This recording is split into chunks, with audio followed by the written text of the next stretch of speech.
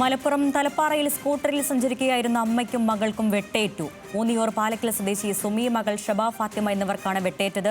ഇരുവരെയും തിരൂരങ്ങാട് താലൂക്ക് ആശുപത്രിയിൽ പ്രവേശിപ്പിച്ചു.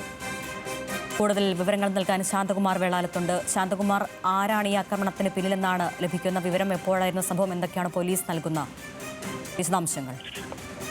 അരുണെ, വൈകിട്ട് 7:30 കൂടിയാണ് സംഭവം ഉണ്ടാവുന്നത്. തിരൂരങ്ങാടിക്കടുത്ത് തലപ്പാറയിൽ വെച്ച് ഒരു സ്കൂട്ടറിൽ യാത്ര ചെയ്യുമ്പോഴായിരുന്നു ഈ ആക്രമണം ഉണ്ടായത്. മുനിയൂർ സ്വദേശി സുമി, 40 വയസ്സുണ്ട്.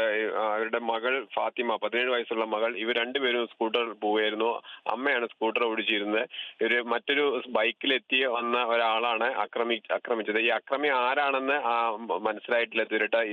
അങ്ങനെ നേരത്തെ എന്തെങ്കിലും ഒരു പരിചയമുള്ള ആളല്ല എന്ന് തന്നെയാണ് ഈ സുമിയും പറയുന്നത്. വലതു കൈക്കാണ് പരിക്കേറ്റില്ല. പരിക്ക് ഗുരുതരമല്ല. മകൾക്ക് ചെറിയ പരിക്ക് മാത്രമേ ഉള്ളൂ. രണ്ടുപേരെയും ഇപ്പോൾ തിരൂരങ്ങാടി ആശുപത്രി പ്രവേശിപ്പിച്ചിരിക്കുകയാണ്. പക്ഷേ ഈ അക്രമി ആരാണെന്ന് കണ്ടെത്താൻ തിരൂരങ്ങാടി പോലീസ് അന്വേഷണം ആരംഭിച്ചിട്ടുണ്ട്.